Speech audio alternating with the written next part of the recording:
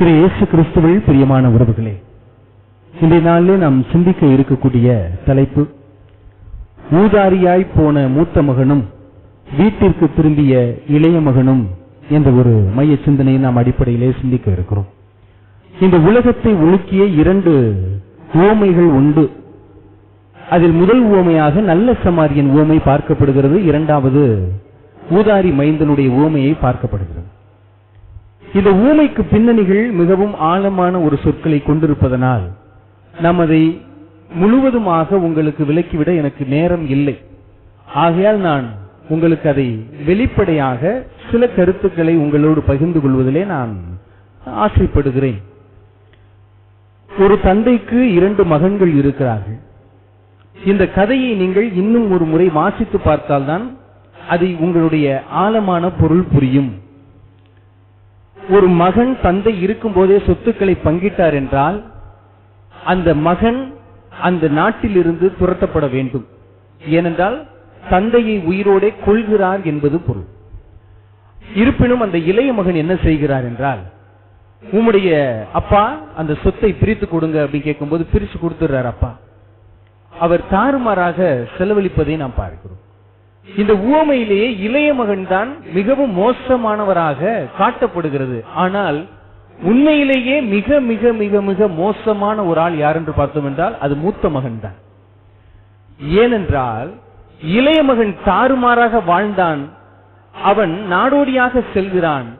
என் மகன் இறந்து போயிருந்தான் இப்படியெல்லாம் சொல்லப்பட்டு ரோமேகா, அதாவது இஸ்ரேல் மக்களால் தீட்டு என கருதப்படக்கூடிய பன்றியினுடைய நெத்துக்களை உண்டு வாழ்ந்திருந்தார் என்றால் அவர் யூத சடங்கை விட்டு முற்றிலுமாக துரத்தப்பட வேண்டும் என்பதுதான் அங்கு சட்டம்.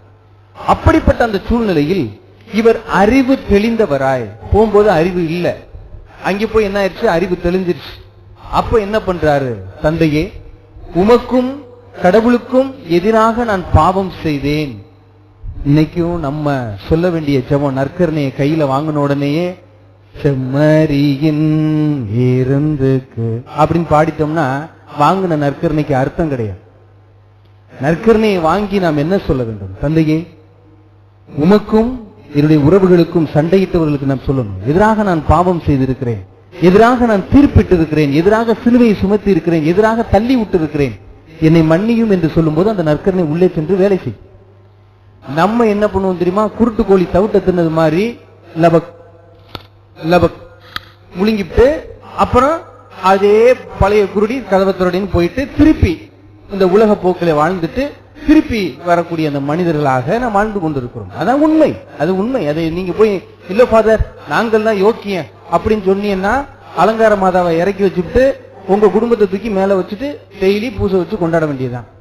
இதுதான் நிதர்சனமான ஒரு உண்மையாக இருக்கு. இப்ப இந்த உவமைகளில் நாம் யாராக இருக்கிறோம் என்பதையும் நான் அலசி பார்க்க வேண்டும். இந்த இளைய மகன் ஓடி வருவதை கண்ட தந்தை இவர் ஓடி போகிறார். காரணம் என்னவென்றால் இவன் தந்தையை கொன்றிருக்கிறான் சொத்துக்களை பிரித்து. ஆகையால் இவன் திரும்பி வந்ததை ஊரார்கள் பார்த்தார்கள் என்றால் ஊருக்காரங்கெல்லாம் சேர்ந்து அவர் அடிச்சு கொல்லணும். அதனால தான் தந்தை இவன் எப்படியாவது வந்துருவான்னு பாக்குறக்காண்டி ஜன்னல்லே உட்கார்ந்து பார்த்துக்கிட்டு இருக்கிறாரு. இந்த ஊருக்காரங்களுக்கு தெரியறதுக்கு முன்னாடி இவர் ஓடிடுறாரு. இவர் ஓடி போய் தன்னுடைய மகனை அப்படியே சூழ்ந்து கொண்டு வீட்டுக்குள்ள கூட்டிட்டு வந்தோன்னே தொழிலாளர்கள் கூட, அதாவது அங்கு வேலை செய்யக்கூடிய பணியாளர்கள் கூட என் மகனை தவறுதலாக எண்ணிவிடக் கூடாது என்பதற்காக உடனடியாக உயர்தர ஆடையை இவனுக்கு உடுத்துங்கள், மோதிரத்தை அணிவியுங்கள், கொளுத்த கன்றை கொண்டு வந்து அடியுங்கள். ஏனென்றால் தந்தை மீண்டும் அவருக்கு மதிப்பு கொடுக்கிறார். மதிப்பு இழந்து வந்திருந்த அந்த மகனுக்கு மீண்டும் மதிப்பு கொடுக்கக்கூடியதை நாம் பார்க்கிறோம். அப்பொழுதுதான் ஆண்டவர் இயேசு கிறிஸ்து சொல்லக்கூடிய அந்த கதையிலே கொளுத்த கன்றை கொண்டு வந்து அடியுங்கள். அதனுடைய காரணம் என்னவென்றால் திருவிழா, இன்று எனக்கு திருவிழா. அது எதற்கு சுட்டி காட்டுகிறார் என்றால் என் மகன் இவன் இறந்து போயிருந்தான், மீண்டும் உயிர் பெற்று வந்திருக்கிறான். இப்ப உயிர் பெற்று வந்தவனை மூத்த மகன் கொல்ல பார்க்கிறான். அதான் அதனுடைய கதையினுடைய முக்கியமான ஒரு அம்சம். மூத்த மகன் அப்படி என்ன பண்ணா, வீட்டுக்கு வெளியில தானே நின்றா, தந்தைக்கும் அவன் கீழ்ப்படிந்தானே நடந்தான் அப்படிங்கிறதுலாம் கிடையாது. இளைய மகன் மிருகமாக இருந்தான், சென்று மனிதனாக வருகிறான்.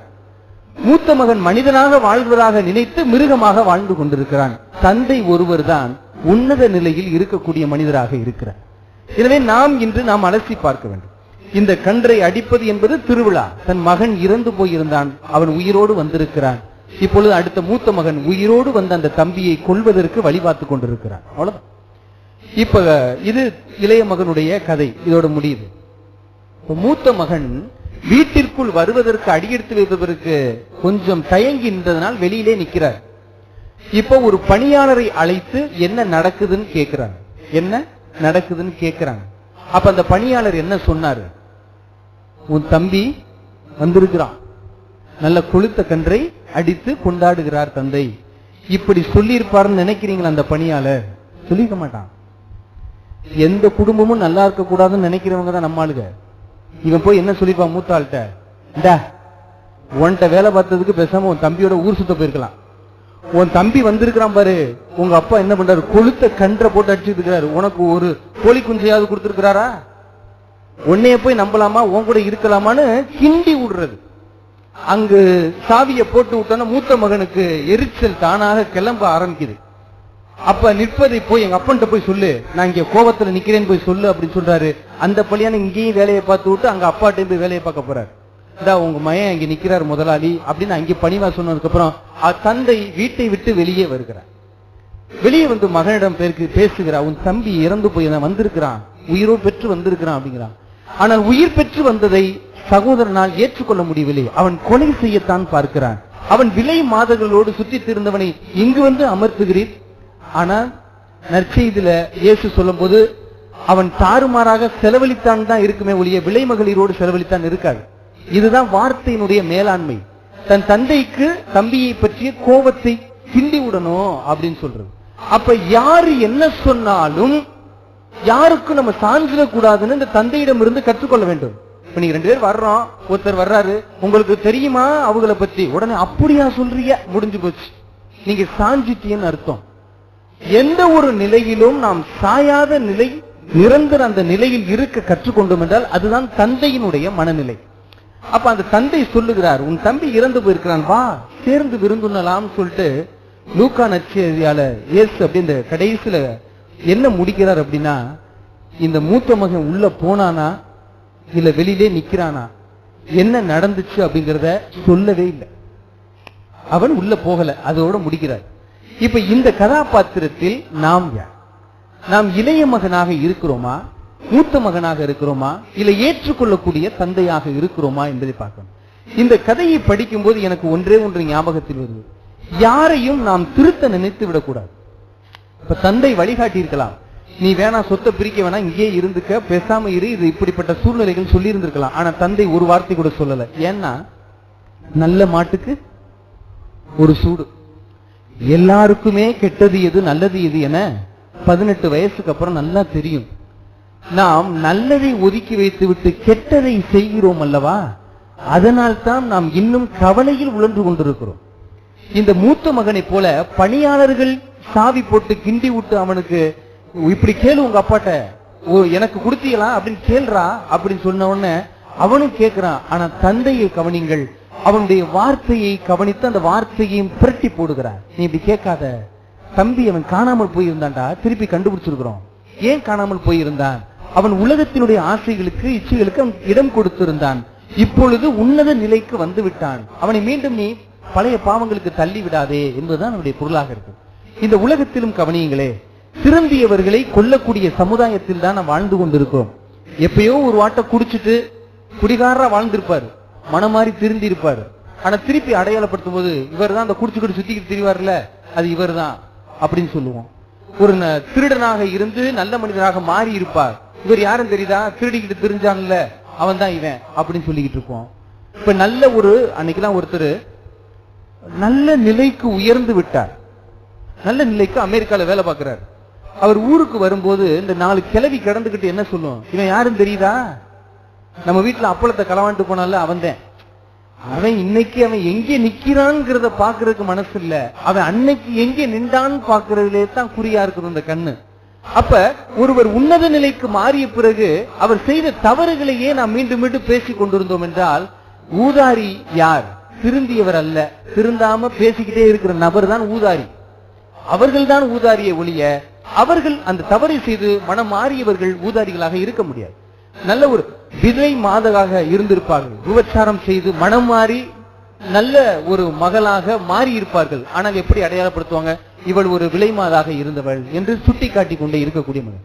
அப்ப மனம் மாறியவர்களை, அதாவது உயிர் பெற்றவர்களை நாம் கொன்று விடக்கூடாது. ஒரு நாளைக்கு அந்த தவறை மட்டும் நம்ம என்னைக்குமே செஞ்சிடக்கூடாது. அதைத்தான் தந்தை அழகாக செய்கிறார். இந்த 3 நபர்களுக்குள் ஓடக்கூடிய இந்த கதை மிகவும் ஒரு ஆழமான உன்னதமான ஒரு கதையாக இருக்கிறது. நாமும் ஒவ்வொரு நாளும் என்ன சொல்ல வேண்டும்? இந்த தவக்காலம் 40 நாள்ல நம்ம எல்லாருமே யோக்கியம் கிடையாது. ஆனா ஒரே ஒரு வார்த்தைக்கு மட்டும்தான் கடவுள் காத்திருக்கிறார். என்ன?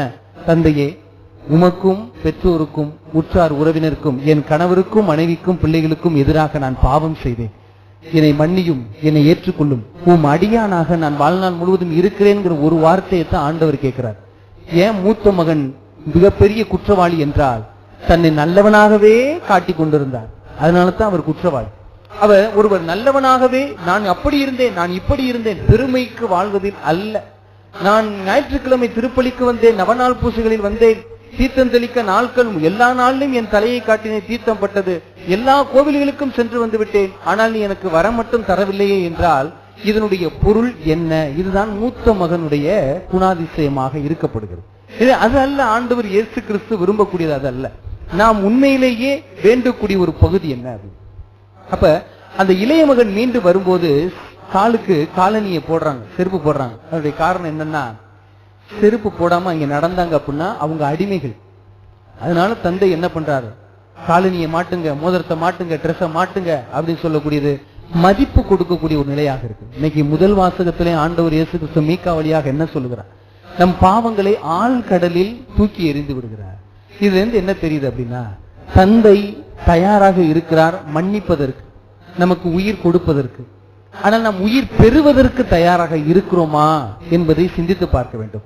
இது ஊதாரியான போன இளைய மகனின் கதை அல்ல, ஊதாரியாக மாறிய மூத்த மகனின் கதை. நான் இதில் எந்த நபராக இருக்கிறேன்? நம்ம பல நேரங்களில் வேண்டக்கூடியதுதான். நான் எல்லா நாளுமே கடவுளுக்கு உகந்தவனா வாழ்றேன், ஆனா எனக்கு ஏன் கஷ்டம் வந்துகிட்டே இருக்குது? காரணம் என்னன்னா, நாம் பிறரோடு ஒப்பிட்டு வாழக்கூடிய அந்த வாழ்க்கை. உணவில் ஒப்பிட்டு வாழ்வதை விட பிறரோடு ஒப்பிட்டு வாழ்வதில் தான் நாம் அதிக நேரங்கள் செலவழித்துக் கொண்டிருக்கிறோம். அதில் அல்ல ஆண்டவருக்கு விருப்பம், அதில் அல்ல.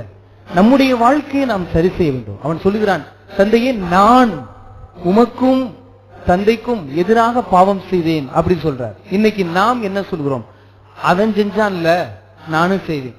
அவங்க பாதி இடத்த ஆட்டையை போட்டாங்கல்ல, நானும் பாதி இடத்த ஆட்டையை போடுவேன். அவங்க பொய் சொன்னாங்கல்ல, நானும் பொய் சொல்லுவேன். அவங்க ஏமாத்துனாங்கல்ல, நானும் ஏமாத்துவேன். இப்படி நம்முடைய வாழ்க்கை எப்படி இருக்கிறது என்றால், அவன் செஞ்சான், நானும் செய்வேன். ஆனா இன்னைக்கு மூத்த மகன் உயிர் பெற்று வந்திருக்கிறான், இளைய மகன் உயிர் பெற்று வந்திருக்கிறான், மூத்த மகன் உயிரை இழந்து சென்று கொண்டிருக்கிறான். இப்படிப்பட்ட ஒரு மனிதர்களாக நாம் வாழ்ந்துவிடக் கூடாது என்பதைத்தான் ஆண்டவர் இயேசு கிறிஸ்து ஆணித்தரமாக சுட்டி காட்டுகிறார். இப்பொழுது நாம் தந்தை தயாராக இருக்கிறார் ஏற்றுக்கொள்வதற்கு. நான் எப்படிப்பட்டவனாக வாழ்கிறேன்? நீங்க ஒன்னும் மற்றவங்களை போய் திருத்திக்கணும் அப்படின்னா திருத்திக்கிட்டு இருக்காதீங்க, அதுக்கெல்லாம் நேரம் கிடையாது. இன்னைக்கு ஏன் திருத்தக்கூடாது ஃபாதர்ன்னு சொல்றேன் அப்படின்னா, நீங்க திருத்தணும்னு நினைச்சீங்கன்னா நீங்க கெட்டு போயிருவீங்க.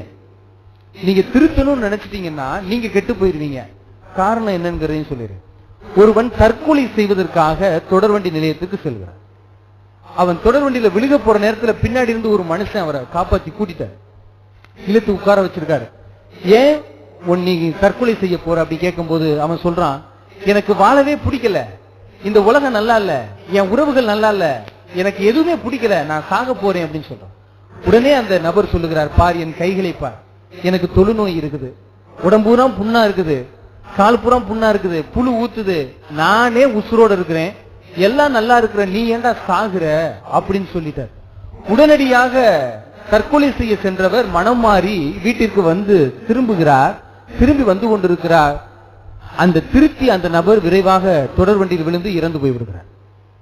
காரணம் என்னன்னா, நான் நல்லா இல்லைன்னு அவரை ஏத்துக்கிட்டார். நான் சுகமா இல்லை, நான் தொழுநோயோடு இருக்கிறேன், நல்லா இருக்கிறவன் சாகும் போது நான் ஏன் சாகக்கூடாது, அந்த மனநிலைக்கு அவர் மாறிவிட்டார். இன்னைக்கு நம்ம திருடாதன்னு சொல்றோம், ஆனா திருடாதங்கிற வார்த்தை நம்மளுக்குள்ள ஓடிக்கிட்டே இருக்கும். நம்ம என்னைக்கா ஒரு நாள் திருடிட்டு வந்துடும். அப்ப இப்படிப்பட்ட இந்த வார்த்தைகளை நாம் எப்படி சொல்லிக் கொடுக்க வேண்டும் குழந்தைகளுக்கு என்றால், வார்த்தையின் மூலம் அல்ல, வாழ்க்கையின் மூலம் சொல்லி காட்ட வேண்டும். நீங்க வாழ்க்கையின் மூலம் சொல்லி காட்டினீர்கள் என்றால் அது அந்த குழந்தையின் வாழ்நாள் முழுவதும் இருக்கும். நீங்கள் வார்த்தையின் மூலம் சொல்லிவிட்டீர்கள் என்றால் அவன் வெளியே சென்று நண்பர்களோடு பழகும் போது அவர்கள் செய்யக்கூடியதை மாற்றி இவனையே கடவுள் விட்டு வச்சிருக்கிறார், நம்மளை தண்டிக்க போறான்னு உடனே மாறிடுவோம். அப்ப நாம் வார்த்தையிலேயே பிறருக்கு போதிக்க வேண்டும் என்று நினைத்து விட்டோம் என்றால் அது நல்லா இருக்காது. தந்தை சுதந்திரம் கொடுக்கிறார், போய் சுத்திட்டு வா, கடைசியில உண்மை எதுன்னு உனக்கு தெரியும், அப்புறம் வா நான் உன்னை ஏத்துக்கிறேன் அப்படின்னு சொல்றார். அதுதான் தந்தையினுடைய முதல் மூச்சாக இருக்கிறது. இன்னைக்கு கடவுள் நமக்காகவும் காத்து கொண்டுதான் இருக்கிறார். நானும் அந்த நற்கருணை வாங்குகிறேன்.